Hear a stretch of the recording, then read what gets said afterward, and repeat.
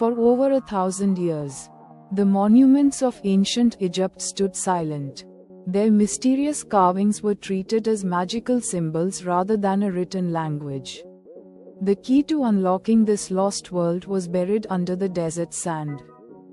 In 1799, French soldiers in the town of Rosetta discovered a massive slab of black granodiorite. It was carved with a royal decree from 196 BC.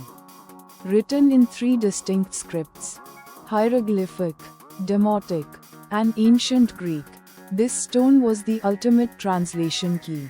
The Greek text could be read by scholars, which meant they finally had the exact translation of the mysterious hieroglyphs written right above it.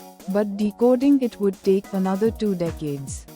In 1822, a brilliant French scholar named Jean-François Champollion cracked the code. He realized that hieroglyphs were not just pictures of things, but phonetic characters representing sounds, similar to letters in an alphabet. Once decoded, the documents of Egypt revealed a shocking truth. Beyond the grand stories of gods and pharaohs, Egypt's administration kept meticulous records of tax disputes, marriage contracts, and court cases of everyday people.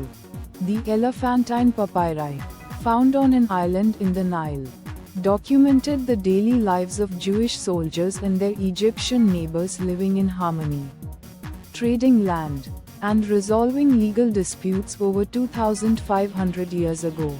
The Turin King List, a detailed papyrus, recorded the names of all the rulers of Egypt, showing that the kingdom was not static, but went through cycles of decay, civil wars, and administrative reforms just like modern nations.